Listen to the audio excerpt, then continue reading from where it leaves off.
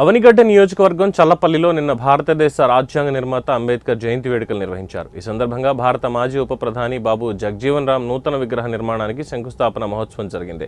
TDP రాష్ట్ర కార్యదర్శులు Konakalla Jagannatharao, Gottipati Ramakrishna Prasad, TDP నియోజకవర్గ observer Kanaparthi Srinivasarao, project committee chairman Devanaboina Venkateswararao, DC chairman Nidamanuru Dilip Kumar, TDP ముఖ్య నాయకులు సజ్జా చలపతిరావు విచ్చేసి అంబేద్కర్ చిత్రపటానికి ఘనంగా నివాళులర్పించారు.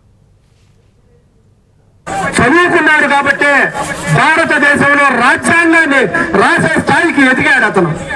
కాబట్టి మనం కూడా చదువుకొని లాయర్లు గానో, డాక్టర్లు గానో, అధికారులు, పోలీస్ అధికారులు గానో మంచి గొప్ప స్థానంలోకి వచ్చి మనం అందరం ఇవాళ భారతదేశం నుంచి వాళ్ళు ఎగుమతులు చేసుకునే స్థాయికి ఇవాళ మనం ఎదిగామంటే ఆనాడేసిన పునాది బాబు జగజ్జీవన్ రామ్ గారు. అట్లాగే రైల్వే శాఖ మంత్రిగా అనేకమైన విప్లవాత్మకమైన మార్పులు తెచ్చిన వ్యక్తి బాబు జగజ్జీవన్ రామ్. అలాంటి మహానుభావుల్ని ఇవాళ భారతదేశంలో కలుసుకోవాల్సిన పరిస్థితి ఏర్పడింది.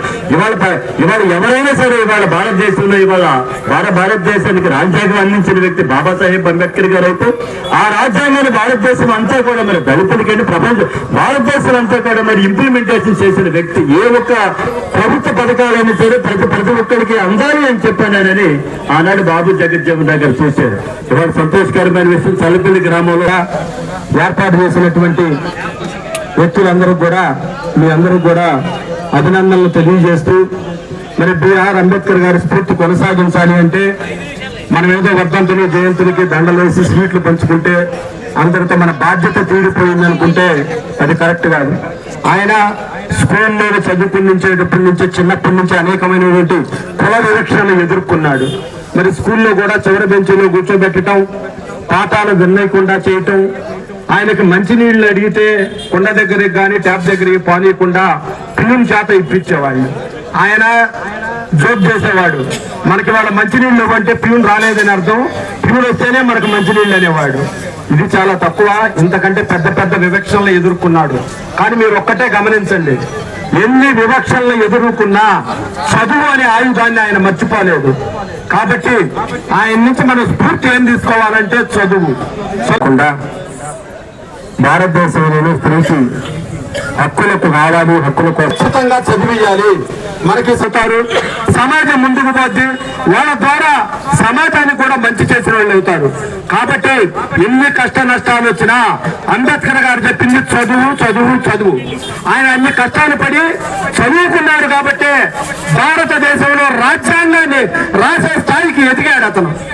కాబట్టి మనం కూడా చదువుకొని లాయర్లు గానో, డాక్టర్లు గానో, అధికారులు, పోలీస్ అధికారులు గానో మంచి గొప్ప స్థానంలోకి వచ్చి మనం అందరం ఇవాళ భారతదేశం నుంచి వాళ్ళు ఎగుమతులు చేసుకునే స్థాయికి ఇవాళ మనం ఎదిగామంటే ఆనాడేసిన పునాది బాబు జగజ్జీవన్ రామ్ గారు. అట్లాగే రైల్వే శాఖ మంత్రిగా అనేకమైన విప్లవాత్మకమైన మార్పులు తెచ్చిన వ్యక్తి బాబు జగజ్జీవన్ రామ్. అలాంటి మహానుభావుల్ని ఇవాళ భారతదేశంలో కలుసుకోవాల్సిన పరిస్థితి ఏర్పడింది.